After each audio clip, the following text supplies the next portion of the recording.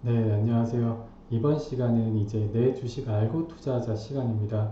이번에 알아볼 종목은 이제 서진 시스템이라는 종목인데요. 서진 시스템 같은 경우에는 이제 1996년에 설립이 됐습니다.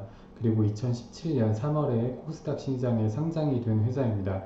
그리고 2011년부터 베트남으로 생산 설비를 이전하였고 현재 매출의 8, 90%가 베트남 법인에서 발생을 하고 있습니다. 그럼 서진 시스템의 주요 제품 먼저 알아보겠습니다. 네, 서진 시스템의 주요 제품은 이제 통신 장비 부품, 그리고 통신 장비 부품이죠. 그리고 반도체, 핸드폰 부품, 반도체 장비 부품, ESS 부품으로 나눌 수가 있습니다. 크게 이제 네 가지 사업 부분으로 나눌 수가 있는데 여기서 이제 매출 구성은 2019년 1분기 기준이죠. 2019년 1분기 기준으로 62.6%, 통신 장비 부문이 가장 많죠. 그 다음 핸드폰 부문이 이제 14.4%, 그리고 반도체 장비 부문이 3.6%, 그리고 ESS 부문이 4.3%로 통신 장비 부품이 매출에 이제 가장 큰 비중을 차지하고 있는 것을 알 수 있습니다. 그리고 이제 다음에 알아볼 게 이제 서진 시스템의 주요 고객사를 사업 부문별로 한번 알아보도록 하겠습니다. 먼저 매출이 가장 높은 통신장비 부문이죠. 통신장비 부품의 주요 고객사는 삼성전자와 KMW입니다.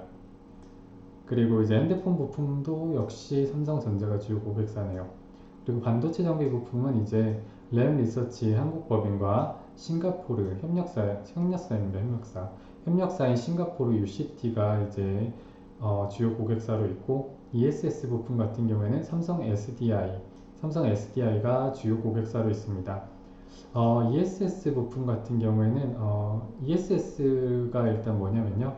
에너지 저장 시스템으로 이제 신재생 에너지를 미리 저장했다가 필요한 시간대에 사용할 수 있도록 하는 것으로 ESS의 수요는 이제 전 세계적으로 확대가 되고 있는 추세입니다. 그리고 이제 여기 KMW 같은 경우에는 2018년까지 이제 적자를 좀 냈어요. 적자를 내다가 2019년에 이제 큰 폭으로 흑자 전환하면서 주가 또한 4배 가까이 상승을 했습니다.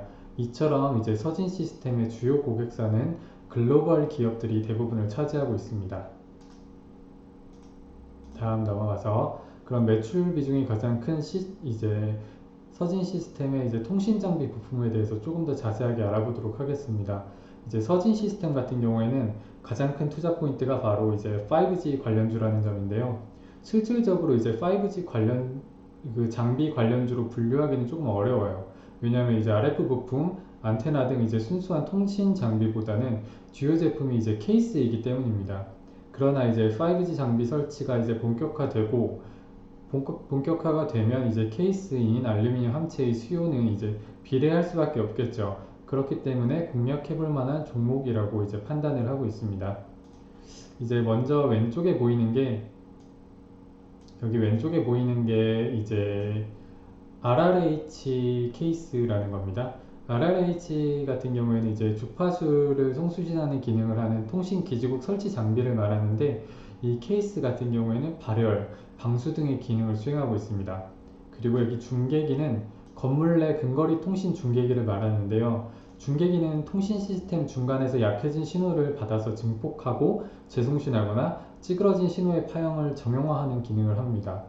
이외에도 이제 전원 공급 장치, 철제 구조체, 기지국 데이터 처리부 등의 기능을 수행하는 부품들을 생산하고 있습니다.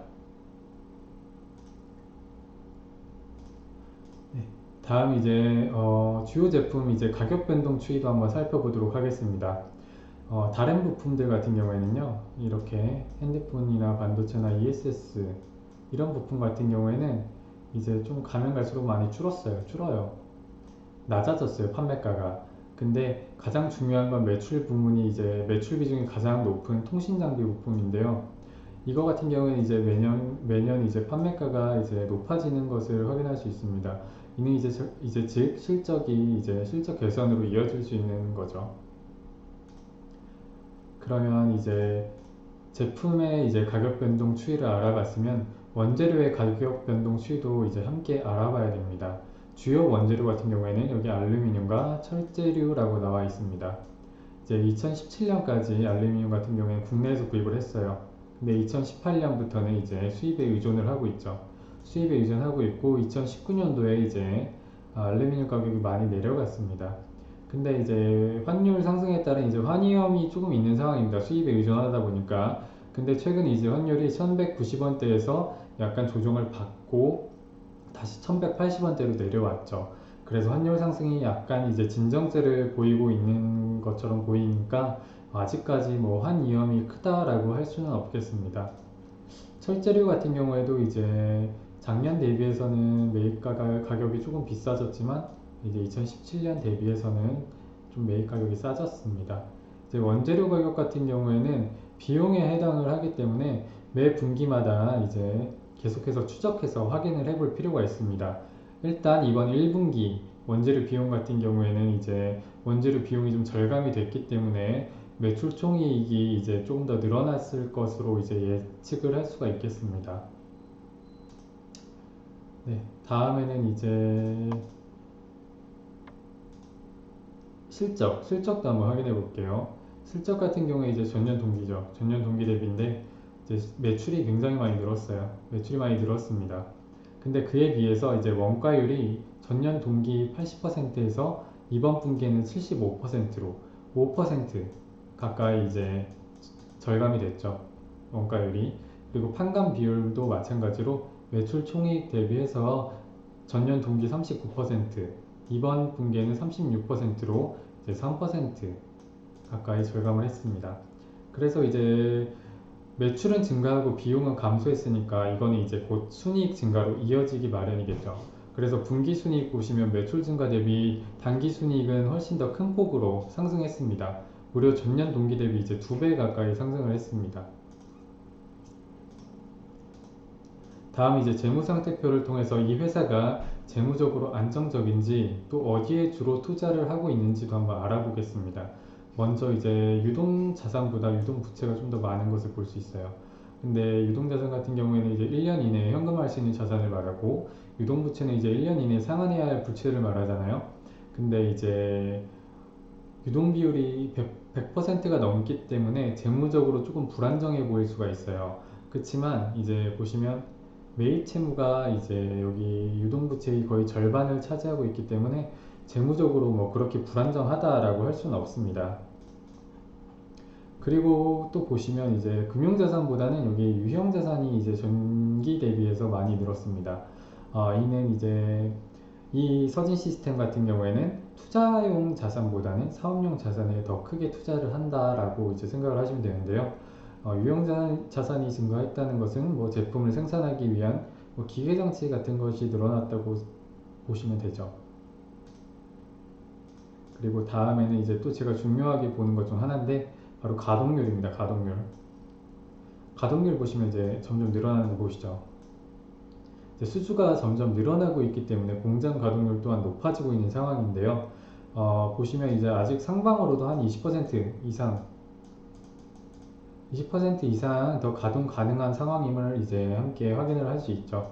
그러면 이제 매출이 더욱더 증가할 가능성이 있다는 겁니다. 다음 이제 신규 사업 부문인데요. 서진 시스템은 이제 자동차 부품, 이 두 개 묶어서 자동차 부품, 그 다음 ESS 부품으로 이제 사업을 확대하고 있습니다. 이제 원재료인 알루미늄을 이용해서 이제 자동차 부품 사업까지 확대하고자 이제 서진 오토를 2016년에 설립을 했어요. 2016년에 서진 오토 설립이라고 나와 있죠. 그리고 이제 이거 에너지 저장 장치 케이스 그리고 우동 장치 같은 경우에는 텍슨 베트남 설립해서 텍슨에서 이제 생산을 하고 있죠. 종속회사입니다. 텍슨과 서진오토는 모두 종속회사입니다. 그러면 이제 이 종속회사들, 이 신규 사업을 담당하는 종속회사들의 실적도 한번 살펴보겠습니다. 서진오토 같은 경우에 전기 말 대비해서 당기순이익이 흑자로 전환했습니다. 이제 전기에는 이제 적자였다가 이번 분기에 이제 흑자로 전환을 했습니다. 그런데 이제 텍슨 같은 경우에는 뭐 적자 폭이 좀 감소되긴 했고 그렇지만 매출에 뭐 아직까지 큰 뭐 영향을 미치고 있는 상황은 아닙니다. 그러면 이제 다음으로는 이제 투자 포인트 한번 살펴보겠습니다. 정리를 마지막으로 한번 해볼게요. 첫 번째, 이제 5G 수요가 증가했습니다. 국내 시장 규모만 봐도요, 2020년 약 3조 정도에서 2025년 3조 정도에서 34조 정도까지 시장이 성장할 전망이에요. 그래서 계속해서 이제 수요가 증가하고 있다. 이게 이제 투자 포인트, 첫 번째 투자 포인트고요. 두 번째 같은 경우는 이제 핸드폰 부품입니다. 핸드폰 부품.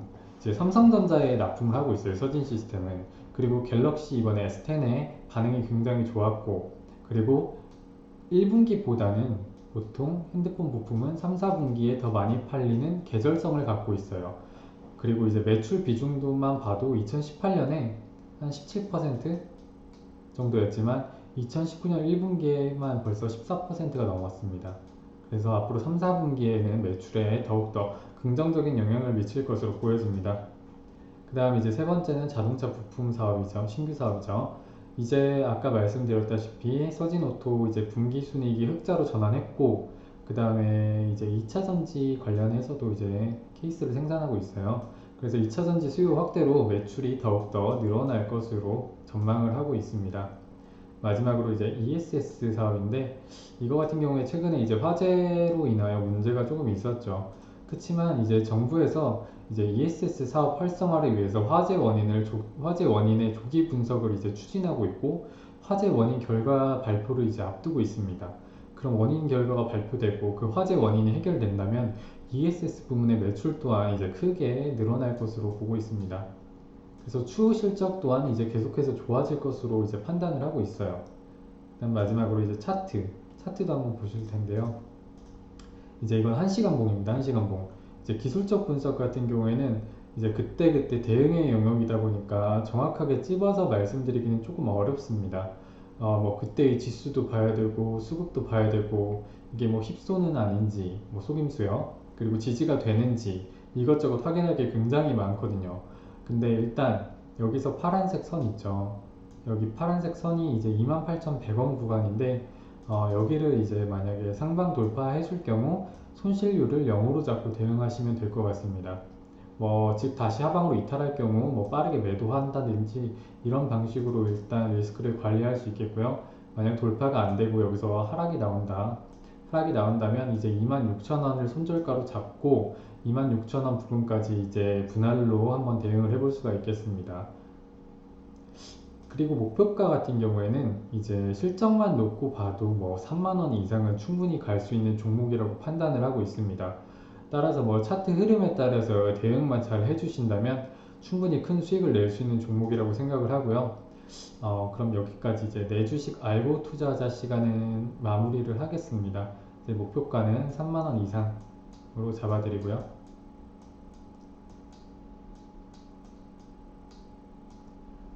그리고 이제 계속해서 종목 분석도 앞으로 계속해서 올릴 예정이니까 좋아요와 구독 이제 함께 눌러주시면 감사하겠습니다.